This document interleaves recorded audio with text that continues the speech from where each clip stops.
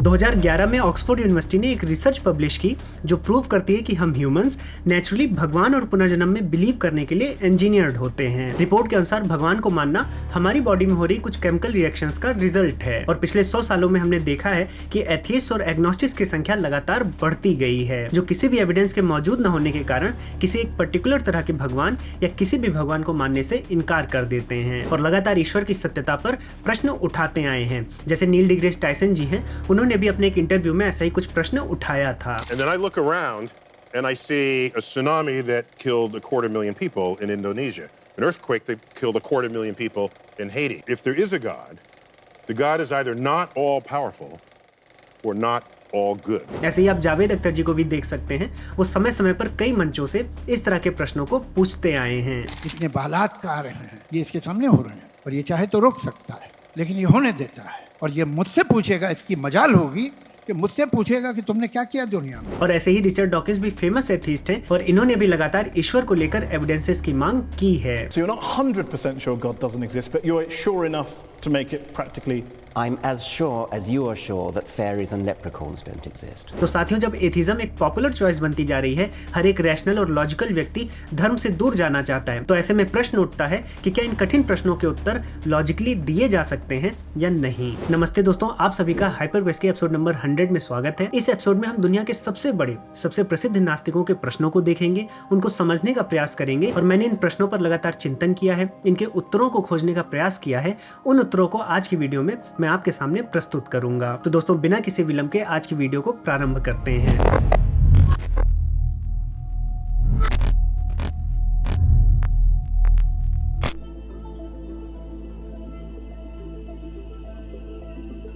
साथियों, आप सभी को नील डिग्रेस टायसन जी के बारे में पता होगा।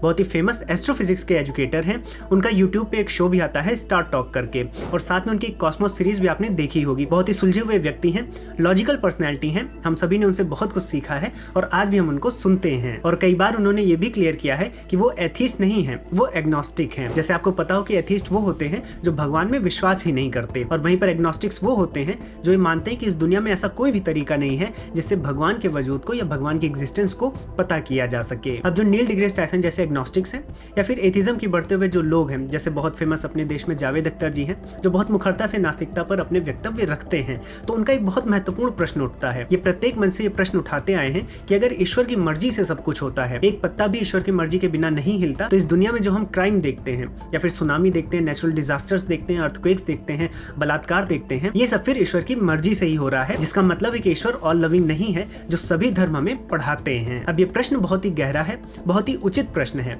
और शायद ही मैंने देखा होगा कि किसी धार्मिक व्यक्ति ने इस प्रश्न का बहुत गहराई से उत्तर दिया हो। तो साथियों, इस प्रश्न का उत्तर देने के लिए सबसे पहले हम उसी तरह की दुनिया की कल्पना करेंगे जैसा कि नास्तिक भाई लोग मांगते हैं कि भगवान ऑल लविंग होने चाहिए, किसी भी प्रकार का कोई दुख नहीं होना चाहिए, कोई नेचुरल डिजास्टर ना हो, किसी का बलात्कार ना हो, क्राइम ना हो, कोई भी गरीब ना रहे। तो चलिए सबसे पहले ऐसा वर्ल्ड हम इमेजिन करते हैं, एक ऐसी दुनिया बनाते हैं जहां पर सभी सुखी हैं, तो सब पर भगवान की कृपा बरस रही है और सभी एब्सोल्यूट हैप्पीनेस में लीन हैं। तो यहाँ पर अब मेरा प्रश्न उठता है कि क्या ऐसे ब्रह्मांड में सभी जीव वाकई में सुखी हैं? तो इसका उत्तर है नहीं, क्योंकि सुख जो है वो एक रिलेटिव इमोशन है। आप उसको तब तक नहीं डिफाइन कर सकते जब तक दुख की उपस्थिति ना हो। जब तक आपने दुख नहीं देखा होगा, आप सुख को अनुभव नहीं कर सकते। इसलिए जब सब सुखी होंगे तो सुख की डेफिनेशन नहीं रह जाती। आप कैसे पता लगाते हैं कि कोई सुखी है? क्योंकि जब आप दूसरा दुखी व्यक्ति देखते हैं, जब कोई चीज कम होती है तभी ज्यादा का हम अनुभव कर पाते हैं, जब कोई पतला होता है तभी हम मोटापे का अनुभव कर पाते हैं। लेकिन हर चीज अगर एब्सोल्यूट हो जाएगी तो सारी चीजें मीनिंगलेस हो जाती हैं। आप एब्सोल्यूट सेंस में किसी भी चीज को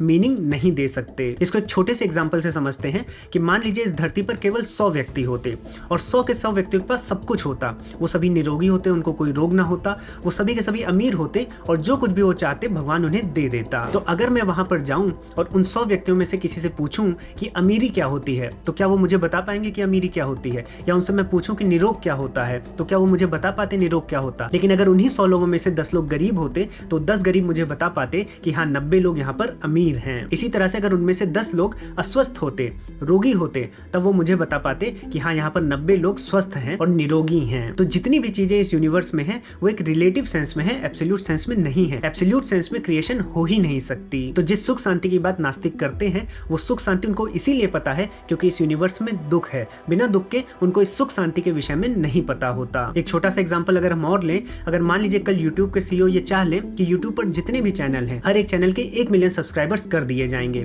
मतलब जितने भी चैनल हैं बिलियंस में चैनल हो, हर एक चैनल के 1 मिलियन सब्सक्राइबर्स होंगे, तो क्या अगले दिन से यूट्यूब सस्टेन कर पाएगा?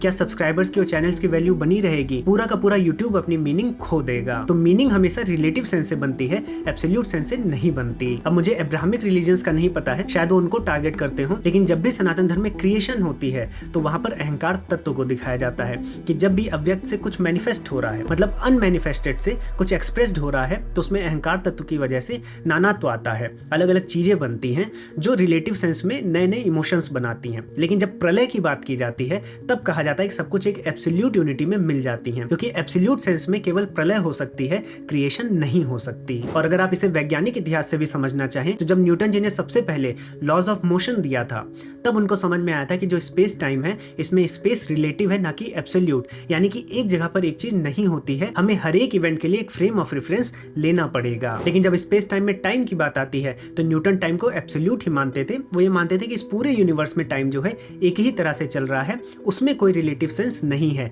जिसको बाद में आइंस्टाइन जी ने डिस्प्रूव किया और प्रूव किया कि समय भी यानी स्पेस टाइम में दोनों, स्पेस और टाइम दोनों रिलेटिव है, ना कि एब्सोल्यूट। तो इसलिए एब्सोल्यूट सेंस में ये यूनिवर्स नहीं हो सकता। तो ये कहना कि दुख क्यों है, क्राइम क्यों है, डिजास्टर्स क्यों होती हैं, केवल सुख और समृद्धि होनी चाहिए, ईश्वर अगर ऑल लविंग है, तो ये एब्सोल्यूट हैप्पीनेस वाला वर्ड सबसे बड़ा मिथ है, ये लॉजिकली और साइंटिफिकली इम्पॉसिबल है। तो मेरी नास्तिकों से यही रिक्वेस्ट है कि इस प्रश्न को कि ईश्वर जो है केवल सुख और समृद्धि दे, ये प्रश्न अपने आप में ही इलॉजिकल है और कोई भी साइंटिफिक वैल्यू होल्ड नहीं करता। अब किसी क्रिएटर ने ये क्रिएशन बनाई है या इस क्रिएशन के पीछे और कोई मशीनरी है, इस पर हम अलग से डिबेट कर सकते हैं, लेकिन जब भी क्रिएशन होगी तो ये बात आप जान लीजिए कि एब्सोल्यूट सेंस में क्रिएशन नहीं हो सकती, उसमें चीजें रिलेटिव ही रहेंगी। और जो बात है कि ईश्वर की मर्जी से पत्ता भी नहीं हिलता, इस पर भी चर्चा की जा सकती है। सनातन धर्म की जो फिलॉसफी है वो क्लियर है कि ईश्वर ने एक प्रकृति बनाई है, प्रकृति के अपने नियम है, प्रकृति अपने नियमों से चलती है, उसमें ईश्वर का हस्तक्षेप नहीं रहता है। लेकिन सनातन धर्म में ही आपको अब्राहमिक माइंडसेट भी देखने को मिल जाएगा, जहां पर ईश्वर का कोई ना कोई हाथ लोग मानते हैं, इसीलिए उनसे प्रार्थना करते हैं कि जिससे उनको चीजें मिले। तो बहुत ढेर सारी फिलॉसफीज आपको सनातन धर्म में देखने को मिल जाएंगी। लेकिन अगर आप अलग अलग फिलॉसफीज पर चिंतन करेंगे तो आप एक नास्तिक होने के बजाय एक सीकर हो जाएंगे, जो उस ट्रुथ को ढूंढ रहा है, ना कि उस ट्रुथ को नकार रहा है।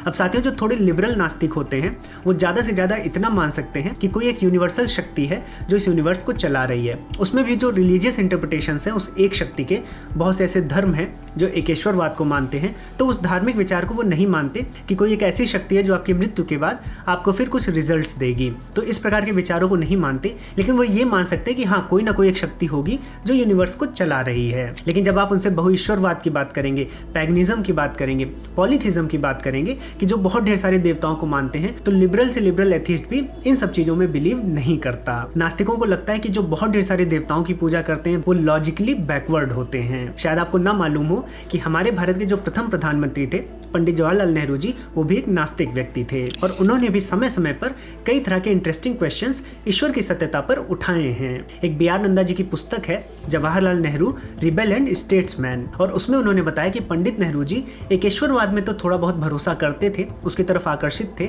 लेकिन बहु ईश्वरवाद में जो पर्सनल गॉड का एक कॉन्सेप्ट है कि आपके ईष्ट देवता होते हैं, चाहे वो हनुमान जी हो या दुर्गा जी हो, ये बातें उनको अटपटी लगती थी। उनको लगता था कि जो सगुण पूजा है वो अननेसेसरी है और इलॉजिकल है। तो ये जो लगातार प्रश्न उठता है बहु ईश्वरवाद पे, शायद ही एक सनातन धर्म ऐसा धर्म बचा होगा जिसमें आप बहु ईश्वरवाद देख सकते हैं। तो ये जो प्रश्न उठता है ये केवल नास्तिकों का ही प्रश्न नहीं है, ये एकेश्वरवादियों का भी प्रश्न बन जाता है कि एकेश्वरवाद बहु ईश्वरवाद से बेहतर है। तो आइए देखते हैं कि क्या एकेश्वरवाद बहु ईश्वरवाद से स्मार्ट चॉइस है, क्या उसको मानने वाले लोग लॉजिकली और साइंटिफिकली ज्यादा स्मार्ट होते हैं बहु ईश्वरवादियों से।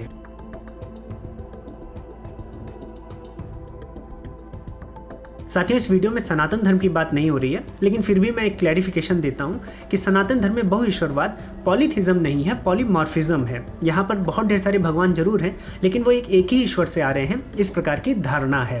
लेकिन यहाँ पर जो प्रश्न उठता है वो मोनोथिज्म और पॉलीथिज्म के बीच में उठता है। खासकर नास्तिक व्यक्ति मोनोथिज्म को जरूर अच्छा मानते हैं, लेकिन पॉलीथिज्म को नहीं मानते हैं। लेकिन जब आप लॉजिकली कंपैरिजन करेंगे तब आपको सत्य पता चलेगा। वैसे देखें तो सनातन धर्म एकेश्वरवादी ही था। अगर आप वैदिक धर्म में जाएं जाएंगे, लेकिन धीरे धीरे समय के साथ बहुईश्वरवाद के भी एलिमेंट्स इसमें मिश्रित हो गए। तो ऐसी क्या आवश्यकता पड़ गई कि हमें अवतारवाद पे आना पड़ा और बहुईश्वरवाद को भी अपनाना पड़ा, जबकि हम औपनिषदिक रूप से एक ब्रह्म में विश्वास करते थे। अब साथियों, अगर आप ध्यान दें तो ब्रह्मांड में जितनी भी नॉलेज है वो आपकी बुद्धि में ही जन्म लेती है। अगर आपके पास बुद्धि ना हो, परसेप्शन ना हो, तो इस ब्रह्मांड में जितनी भी नॉलेज है उसका कोई मतलब नहीं रह जाएगा। और कोई भी ज्ञान जब जन्म लेता है तो बुद्धि के अनुरूप ही लेता है, इसलिए एक ही तरह का ज्ञान अलग अलग बुद्धियों में अलग अलग तरह से जन्म लेता है। अगर आप एग्जाम्पल से देखें तो हम ग्रेविटी का एग्जाम्पल ले सकते हैं। ग्रेविटी एक यूनिवर्सल कॉन्सेप्ट है और ग्रेविटी पर न्यूटन से पहले भी लोगों ने विचार किया, न्यूटन ने भी किया है और न्यूटन के बाद आइंस्टाइन ने भी किया है, लेकिन सबकी बुद्धि में अलग अलग तरह से ग्रेविटी का कॉन्सेप्ट डेवलप हुआ। अब चूंकि आइंस्टाइन जी के पास सबसे ज्यादा इंफॉर्मेशन थी तो उनका तरीका सबसे अच्छा था। तो जो ग्रेविटी का सत्य ज्ञान है वो बहुत ढेर सारी बुद्धियों से होते हुए यहाँ तक हम तक पहुंचा है। और अभी ग्रेविटी पर और भी जो काम होगा और भी जो नई चीजें हमें मिलेंगी उसके लिए अनेक बुद्धियां लगेंगी। लेकिन अब आगे कितनी भी बुद्धियां लगे, ग्रेविटी के सही अर्थ को समझने के लिए आप न्यूटन और आइंस्टाइन को गलत नहीं कह सकते, क्योंकि हम गलत से सही की तरफ नहीं जाते बल्कि कम सही से ज्यादा सही की तरफ जाते हैं। ऐसे ही सगुण स्वरूपों की पूजा है, वो गलत नहीं है लेकिन कम सही है। और जब मैं कम सही कह रहा हूं तो एकेश्वरवाद से कम सही नहीं कह रहा हूं। एकेश्वरवाद भी थोड़ा सही है, कम सही है, वो भी कंप्लीटली सही नहीं है। इसको आप ऐसे समझें कि अगर आपको किसी से मिलना है तो आप मिलने के लिए क्या कर सकते हैं, या तो उसके घर जा सकते हैं या फिर उसको अपने घर बुला सकते हैं। ऐसे अगर आपको ईश्वर से मिलना है, ईश्वर को जानना है, तो या तो आप ईश्वर के घर चले जाएं या ईश्वर को अपने घर बुला लें। अब जो निर्गुण स्वरूप की पूजा है, जो एक ईश्वर को मानती है, वो ईश्वर के घर जा रहे हैं, लेकिन उनको ईश्वर कैसा है, किस रूप का है, कहाँ रहता है, ये नहीं पता है। इसीलिए आप देखेंगे निर्गुण पूजा जो होती है,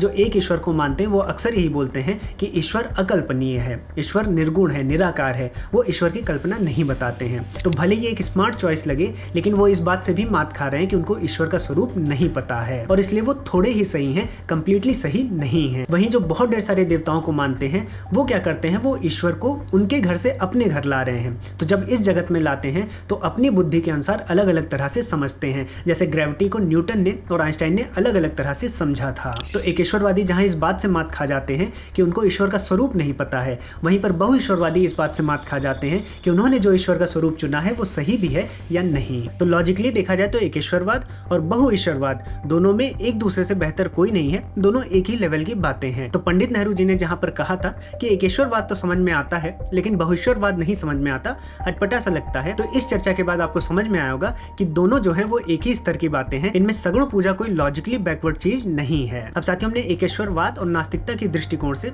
बहुईश्वरवाद को समझा था कि कितना वो बैकवर्ड है, लेकिन यहाँ पर जब नास्तिक और आस्तिक की बात होती है तो नास्तिक लोग आस्तिकों को लॉजिकली बैकवर्ड समझते हैं। वो ये मानते हैं कि ये साइंटिफिकली चीजों को नहीं लेते हैं, सुपरस्टिशंस में ज्यादा बिलीव करते हैं और ये अपने ईश्वर पर प्रश्नों को उठने भी नहीं देना चाहते। अब इसमें से बहुत सी बातें ठीक भी हैं, क्योंकि अगर आप 90% धार्मिक लोगों को देखेंगे तो वो कहीं ना कहीं किसी न किसी रूप में किसी न किसी अंधविश्वास से बंधे हुए दिखेंगे। और यही बात जावेद अख्तर जी ने एक समिट में उठाई थी कि जितने भी धार्मिक व्यक्ति होते हैं ये पहले से ही सब कुछ दावा करके बैठे होते हैं कि इनके पास हर एक चीज का उत्तर है। हम में और धार्मिक आदमी में एक फर्क, हम अपनी जहालत, क्या तुम ये जानते हो नहीं जानते, ये कैसे बना था, इंसान कैसे पैदा हो गया और ऐसा हो गया, मालूम है पूरी तरह से, कुछ मालूम है कुछ नहीं मालूम, उन्हें हर बात का उनके पास पूरा जवाब है। अब साथियों, जावेद अख्तर जी ने जो प्रश्न उठाए हैं बहुत ही उचित हैं, लेकिन इनका उत्तर मैं सनातन धर्म से ही दे पाऊंगा, क्योंकि मुझे अब्राहमिक रिलीजन्स की बहुत ज़्यादा नॉलेज नहीं है। लेकिन जहां तक प्रश्न उठता है प्रश्न उठाने की, कि हम किसी से प्रश्न कर सकते हैं कि नहीं कर सकते हैं, तो इसकी पूर्ण स्वतंत्रता हिंदू सनातन धर्म में है। आप किसी भी ईश्वर पर प्रश्न उठा सकते हैं। प्रश्न उठाना हमारी परंपरा में रहा है और इन्हीं प्रश्नों के कारण सनातन धर्म की बहुत ढेर सारी गीताओं ने, उपनिषदों ने, दर्शनों ने जन्म लिया है। और जहां तक सवाल रहा कि धर्म को सब कुछ पता है, वो दावा कर देता है कि ये चीज ऐसी होगी, तो हमारे वेदों में ही नेति नेति जैसे वेद वाक्य आए हैं, जिसका अर्थ होता है कि आपको जो कुछ भी दिख रहा है वो ब्रह्म नहीं है, ब्रह्म का वर्णन नहीं किया जा सकता। वहीं आप ऋग्वेद का नासदीर सूक्त भी देखेंगे तो वहां पर सृष्टि का वर्णन करने का प्रयास किया गया है, लेकिन वहां भी अंत में यही कंक्लूड किया गया है कि सृष्टि के विषय में बड़े से बड़ा देवता भी नहीं बता सकता, क्योंकि जो देवता गण भी हैं वो सृष्टि के बनने के बाद पैदा हुए हैं। तो वहां पर भी कोई क्लेम नहीं किया गया है। तो वैदिक धर्म कोई क्लेम नहीं करते हैं कि इस तरह से ही चीजें हुई हैं, वो हमेशा खोज को सर्वोपरि रखे हैं। इसीलिए वेदों का भाष्य हमेशा से होता आया है। ऐसा नहीं कि वेद वैदिक ग्रंथ हैं और वही ग्रंथ अभी तक आए हैं। वेदों का भाष्य होता रहा है, उससे दर्शनों का निर्माण होता रहा है, उससे उपनिषद निकले हैं। तो इस तरह की जो ज्ञान परंपरा है, खोज की परंपरा है, प्रश्नों और शास्त्रार्थों की परंपरा है, ये हमेशा से सनातन धर्म में चली आई है। और जहां तक बात रही साइंटिफिक टेम्परामेंट की,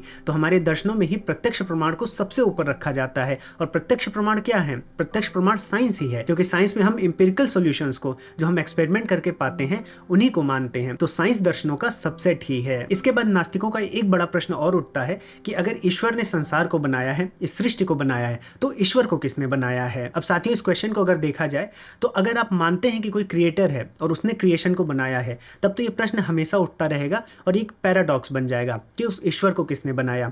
लेकिन आप सनातन धर्म में देखेंगे तो यहाँ पर ज्यादातर दर्शनों में क्रिएटर और क्रिएशन को एक ही माना गया है, सृष्टि को ही ईश्वर माना गया है। अगर आप ईशावास्य उपनिषद के प्रथम श्लोक को ही देखेंगे तो वहां पर बोला गया है कि ओम ईशावास्य इदम सर्वम यत् किंच जगत्याम जगत, यानी कि ईश्वर इस सृष्टि के हर एक कण में विद्यमान है। यानी कि यहाँ पर सृष्टि को ईश्वर से अलग नहीं देखा गया है। यहाँ पर जो फिलॉसफी है उसमें ईश्वर और सृष्टि को एक ही माना गया है। अब यहाँ पर यह भी सवाल उठ सकता है कि अगर हम अपनी सृष्टि को ईश्वर से जोड़ रहे हैं और सृष्टि को यूनिवर्स मान रहे हैं, तो यूनिवर्स तो 13.8 बिलियन ईयर्स पहले जन्म लिया है, ऐसा प्रेजेंट साइंटिफिक थ्योरीज बताती हैं।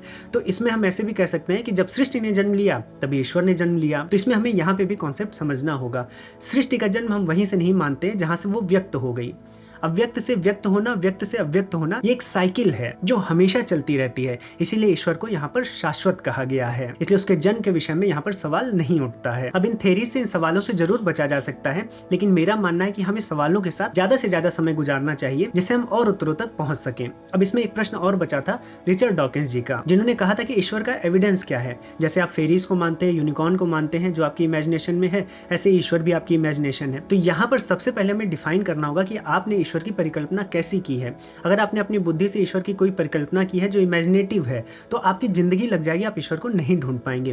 वहीं पर अगर एक फिजिसिस्ट है जिसने लॉज ऑफ नेचर को ईश्वर माना है, तो उनके लिए लॉज ऑफ नेचर आंख के सामने है और वो लॉज ऑफ नेचर सबके लिए समान रूप से कार्य कर रहे हैं। तो ईश्वर को देखने का ये भी तरीका हो सकता है। लेकिन वहीं पर अगर आप सनातन धर्म के मौलिक विचारों को देखेंगे तो ईश्वर को आत्मन ही कहा गया है, जो दृष्टा है, जो केवल अनुभव करता है, और वो प्रत्येक जीव के अंदर मौजूद है। और इसको सपोर्ट करने के लिए क्वांटम फिजिक्स के जो कोपेनहेगन इंटरप्रिटेशंस हैं, और उसके बाद जो बेल इनइक्वालिटी के वायलेशंस हुए, जिन्होंने इस दुनिया को माया प्रूव किया और बताया कि हमारी सृष्टि जिस फाउंडिंग लेयर से बनी है उसकी कोई ऑब्जेक्टिव रियलिटी है ही नहीं। ये सब कुछ जो मैनिफेस्ट हुआ है ये किसी न किसी के अनुभव के लिए हुआ है। तो अगर सत्य कोई है तो केवल अनुभव करने वाला दृष्टा है, वही ईश्वर है जो हम सभी के भीतर है। और हम क्या करते हैं कि हम उस ईश्वर को बाहर ढूंढते हैं। साथियों, इस वीडियो का लक्ष्य किसी को नास्तिक या आस्तिक नहीं बनाना है, बल्कि जो ऐसे कठिन प्रश्न हैं उनके उत्तरों तक पहुंचने के लिए सभी के अंदर जिज्ञासा पैदा करनी है, सबको प्रेरित करना है। मेरे आस्तिक होने से या नास्तिक होने से, मेरे मानने से या ना मानने से सत्य नहीं बदलने वाला। लेकिन अगर हम सही डायरेक्शन में लॉजिकली सोचना प्रारंभ करेंगे